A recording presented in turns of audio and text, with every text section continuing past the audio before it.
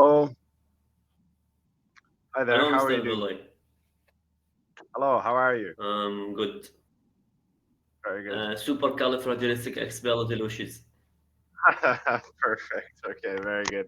So, what is your name and where are you from? Uh, my name is Ahmed. I'm from Mesopotamia. Mhm. Okay. Nice to meet you, Do you Ahmed. know I'm Dilly. Mesopotamia? I'm. Thanks. I'm sorry. Yes, Mesopotamia. Billy. Near Yes. Do you know near Do you know Iraq, Mesopotamia? Iran. No, Mm, Iraq. I'm from Iraq. no. Mayark. Yes. Mayark. Iraq. I'm from Iraq. Yes. Oh, Iraq. Okay. It's nice to meet you, Ahmed. Yes, Iraq. Ahmed. Um. Thanks. Cool. So, Where are you from, Mr. Billy? I'm from Ireland, but at the moment I'm living Huh? in Thailand, Ireland. I'm from Ireland and I live in I'm Thailand. sorry. I don't hear. You're from. You are Is Irish? is that better?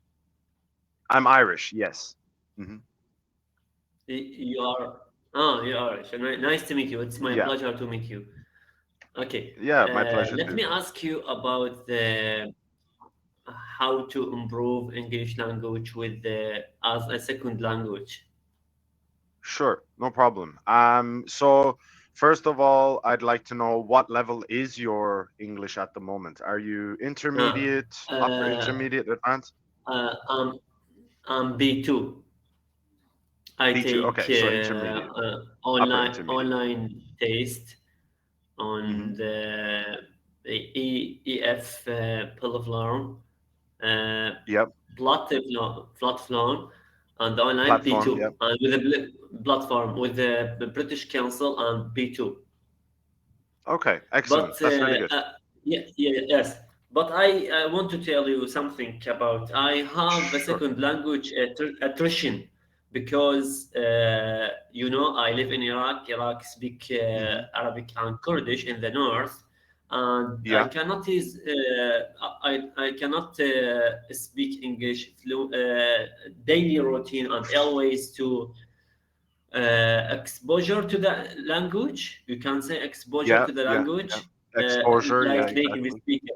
Yes, Hmm. unfortunately, so I suffer from the language attrition. Can you help me Okay. how to skip these problems with the Sure. Of language? course. Yeah. So one of the easiest ways to counteract the attrition is to introduce more English into your life in Mhm. things like watching TV shows, reading books, listening to Yes. music or podcasts.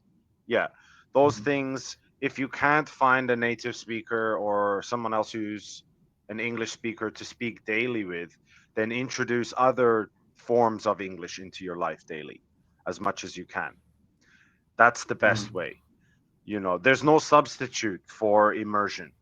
You either have immersion or exposure or you don't. There's no middle ground. um, if you're listening to music, if you're listening to podcasts, if you're reading newspapers, if you're watching TV or movies, these are all exposure, they're all immersion.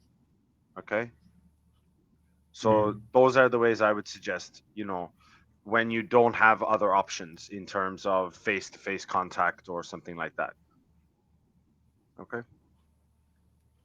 Uh, there is no something it's to Substitute. improve English. Yeah.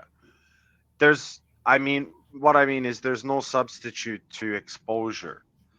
Um, there's there's no alternative. You either have exposure or you don't, you know. But exposure is not just using it every day with other people. Exposure can be simply Mm. listening to music and things like that, you know. Uh, uh, do you think exposure to the language that's me to learning me English automatically without say vocabularies because I always listen the vocabularies, phrases, sentence, and the stories and so many vocabularies and language. I mean, yeah, there is passive learning. Um, Mm. Passive learning is a thing, but I mean, you're not going to, or I would be very surprised if you became, 100% fluent simply from listening to English songs or something like that.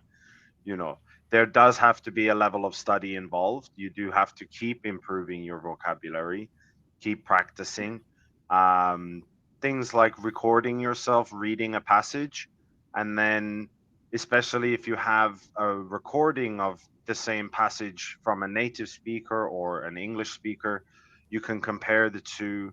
You can notice, oh, maybe I mispronounced that word, Uh, or I put the stress on a different part with do this one. you That do you think stories, save stories and listen to stories, that's it's a better way to input more vocabularies and sentences and phrases? It's Yes, faster. I would say that, yeah, because the fastest way to learn new words or phrases is when you have a memory or an emotion connected to them. So if you're reading a story and it makes you feel, oh, that's nice, or oh, that's a sad story, or oh, that's a cool story, those emotions will help you to remember what you've learned, because that's what we do with our minds. We tie memories together with emotions, with feelings, Uh, and those things help us to remember them more clearly. mm. Okay, which is kind of stories do you think it's suitable for the person who is learning second language? Short stories or long stories, or depends I on actually, or depends on the level. so I will show you what I mean. So in terms of reading books and things like that, I think that reading a novel or something like that, it's very in depth. It's going to take a Mm. while. If you want to just do something that you can get done in a few minutes, less than 30 minutes, something like engu.com, going to the daily news tab and then reading through these articles, Yes, which, I think Go is it's a Japanese website. that's correct. Yeah. hmm but the news stories are worldwide Mm. news. Okay, is there website to give me plan to improve English and vocabularies? Yeah, Angu, I think, is a great one for that. You've got more materials Can you hear here. me, Billy? You've got, I'm sorry. Yeah, I think it can help a lot. I use Angu quite often with many of my students when we have I lessons. think the I think uh, Maybe the connection is not perfect. the voice is break up, and Oh, I see. Okay. It might just be because of the internet, maybe